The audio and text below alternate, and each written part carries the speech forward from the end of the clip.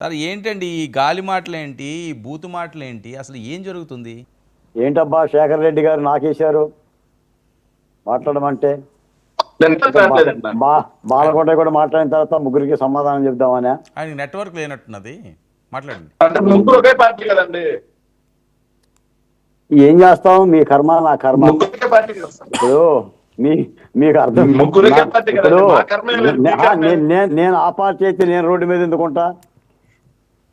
పార్టీలోనే ఉంటాను కదా. ఆ, సరే, ఆ సరే. ఓకే, పార్టీ ఓకే అండి. అమెరికా ఓకేనండి. కూడా అవన్నీ వెళ్ళింది. Time waste. Time waste. పాయింట్‌లోకి కండువా రండి. ఉంటది కదా. సరే, సరే. అమెరికా టైం మీరు కూడా పోతారు కదా శేఖర్ టైం రెడ్డి వేస్ట్ గారు. అండి. Time waste. టాటా ఉంది, పాయింట్‌లోకి రండి. టానా ఉంది. పాయింట్‌లోకి రండి. ఆ ఎందుకు? తండ్రి వేసుకోకుండానే పోయించారు, గొప్పతనం అండి మీలో. అరే అదండి. వెయిట్ ఇప్పుడు అండి. వేసుకోగానే వెయిట్. పోయించారు, శేఖర్. మీరు చాలా గొప్ప ఏం వాళ్ళు. శేఖర్. చేస్తాం? మీరు శేఖర్. కలజోళ్ళు శేఖర్ ఏంటి మీరు స్టార్టింగ్ మారరు. స్టార్టింగే అసలు సబ్జెక్ట్ మీరు అంతా పక్కకు మారరు. పోతుంటేది. బాలకోట ఏంటో, మన జనసేన ఏంటో, తెలుగుదేశం ఏంటో, కనీసం ఆ డివిజన్ కూడా మీకు అర్థం సరే, కానప్పుడు సరే. మేము ఓకే. చేయగలిగింది కూడా ఏం బాలకోటి గారు లేదులే. కానీ పాయింట్‌లోకి రండి. పాయింట్‌లోకి రండి. Time Varma waste. గారు, హ్మ్. వర్మ గారు, ఈ భూత పురాణం అయితే ఆగే పరిస్థితి లేదండి. ఎందుకు జరిగిందో, ఎలా జరిగిందో అందరూ బూతులే మాట్లాడుతున్నారు. అసలు బూతుల కంటే ఛాలెంజ్లు చేసుకుంటున్నారు, చంపుకుందాం అనుకుంటున్నారు, కొట్టుదాం అనుకుంటున్నారు, ఎగరేసి నరుగుతామని కూడా అంటున్నారు. మరి ఈ పర్యవసానాలను ఎలా అర్థం చేసుకోవాలో అర్థం కావడంలా. చట్టాలు మాత్రం ఏం చేస్తాయండి? ఉన్నంత రాజకీయ నాయకులే అంతా కూడా కుళాయి కొట్టాట్లా మాట్లాడుతున్నారు, వీధి రౌడీల్లా మాట్లాడుతున్నారు. సాక్షాత్తు మాజీ ముఖ్యమంత్రి మాట్లాడుతున్నాడు. ఇప్పుడు కాసేపు ఆగితే ఇప్పుడు మాబోడు కూడా శేఖర్ రెడ్డి గారు కూడా రప్పా రప్పా అంటారు. మీ ముగ్గురిని రప్పా రప్పా నరికెత్తామనన్నా దిక్కు లేదు. మరి ఎవరు చెప్తారు చెప్పండి? ఇప్పుడు రోజా గారేమి నోరు లేని మనిషి ఏం కాదు. ఆమె నోరు చాలా పెద్ద నోరు. ఆ నోరు తెలిసిందంటే ఎదుటోడు ఆగడు. అదే స్థాయిలో ఆ గాలి ఎమ్మెల్యే గారు కూడా మాట్లాడిండు. మరి ఎలా దీని పరిష్కారాలు ఏం చెప్తాం? మనం నెత్తి నోరు కొట్టుకుని మాట్లాడుతున్నాం.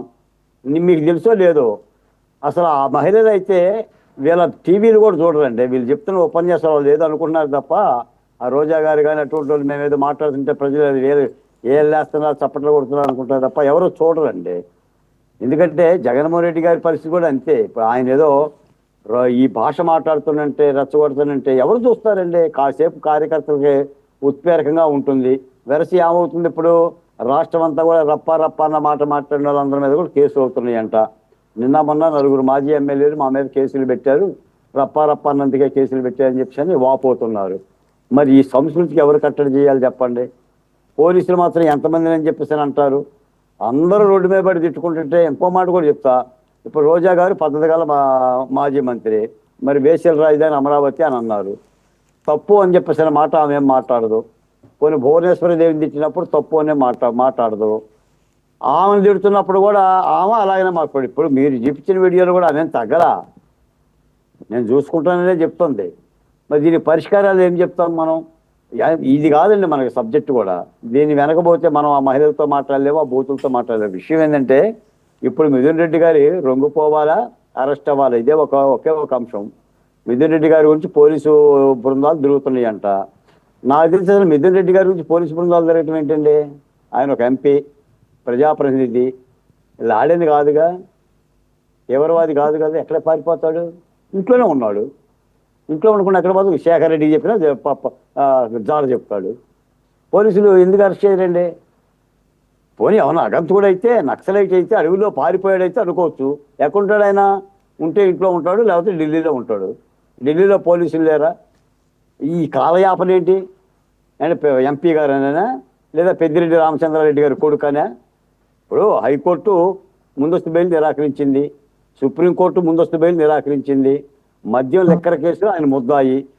అయినప్పుడు ఎందుకు అరెస్ట్ చేయరు? నేను అడుగుతున్నా శేఖర్ రెడ్డి గారు. అయినప్పుడు అరెస్ట్ చేయాలి కదా. లేదు బాధ్యత గల ప్రజాప్రతినిధిగా లొంగిపోవాలి కదా. ఆయనైనా లొంగిపోవాలి కదండి. ఏంటి ఈ టామ్ అండ్ జెర్రీ ఆట? వ్యవస్థను మీరన్నా గౌరవించాలి కదా. కోర్టు బెయిల్ ఏమని అన్నప్పుడు చట్టం ముందు లొంగిపోవడానికి వచ్చిన ఇబ్బంది ఏముంది? ఎంతమంది లొంగిపోవడంలో? కాబట్టి ఈ మద్యం కేసులో మిథున్ రెడ్డి కనుక అరెస్ట్ అయితే దీని మలుపు ఆ అపరిచిత వ్యక్తి వరకు, అంటే దీని వెనక బిగ్ బాస్ ఉన్నారు అని అంటున్నారు. అసలు ఏ బిగ్ బాస్ నాకైతే తెలియదు. కానీ ఈ మద్యం లెక్కర సీరియల్కి మాత్రం ఫుల్ స్టాప్ పడాలండి. ఇది ఒక ఎండమావి సీరియల్ లాగా, కార్తీక దీపం సీరియల్ లాగా కొనసాగుతూనే ఉంది. ఎక్కడో తాడేపల్లి దగ్గర నుంచి దుబాయ్ వరకు వెళ్ళిపోయింది.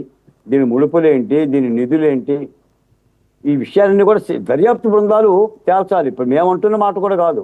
శేఖర్ రెడ్డి గారు ఇప్పుడు రప్ప అని బాలకొట్టేనన్నా కూడా సుఖమేం లేదు. ఆ సిఐడిని అనండి, ఆ పోలీస్ దర్యాప్తుని అనండి, మీరు ఎవరినైనా సరే రప్ప చేయండి, మాకైతే ఇబ్బంది ఏమి లేదే. కానీ నాయన ఈ లిక్కర్ కేసుకు మాత్రం సమాధానం కూటమి ప్రభుత్వం చెప్పాలండి. ఈ సీరియల్ వెళ్ళాక చేస్తున్నాం మేము. రోజుకొక మలుపు, రోజుకొక వ్యక్తి.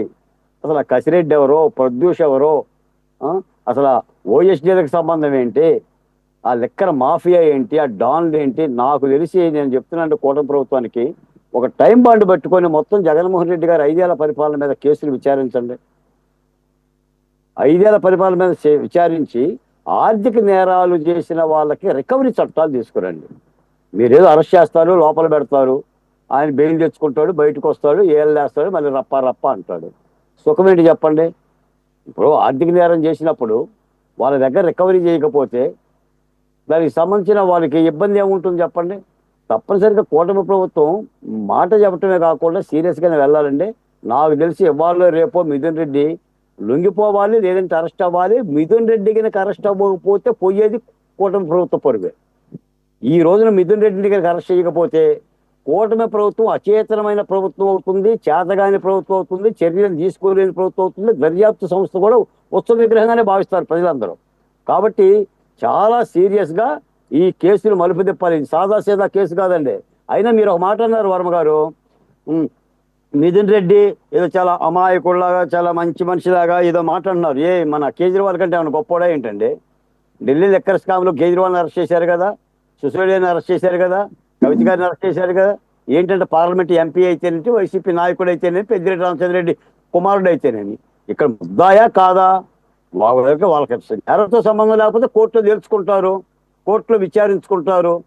నేరగాళ్ళందరూ కూడా వ్యవస్థలో అరెస్ట్ చేయకపోతే మరి ఆ వ్యవస్థకి విలువేమని చెప్పండి సార్. మనం రాసుకున్న ఆ పోలీస్కి, ఐపీఎస్కి, శిక్షా స్మృతులకి ఏమని చెప్తున్నారు? కాదు, ఒక మాట శేఖర్ రెడ్డి గారిని అడగండి. చట్టం అందరికీ సమానమే, చట్టం నిఠారుగా ఉంటుందని చెప్తున్నారు ఆయన కూడా. ఇప్పుడు నా దగ్గరకు వచ్చేసరికి చట్టం సింహంలా కనిపించి మిథున్ రెడ్డి దగ్గర పోయినప్పుడు, లేదంటే శేఖర్ రెడ్డి గారి దగ్గర పోయినప్పుడు కుక్క పిల్లల తలూపితే అది చట్టం ఎట్ట అవుతుంది? శేఖర్ రెడ్డి గారు చెప్పండి. బాలకోటి గారు మీరు ఎక్కడో వినండి బాలకోటి గారు మీరు ఎక్కడో వినుంటారు. నేను అసలు ఆ టాపిక్ తీసుకురాలేదు. ఆయన ఏదో బాలకుమారుడు, ఆయన అమాయకుడు, ఆయన మంచోడు, ఆయన పాలే తాగుతున్నారు, సరిగ్గా నీళ్ళు అవి తాగరు, ఇలాంటి నేనేమి చెప్పలేదు. ఎవరికి నేను కితాబులు కూడా అలా ఇవ్వను. అసలు ఆ టాపిక్కే రాలేదు.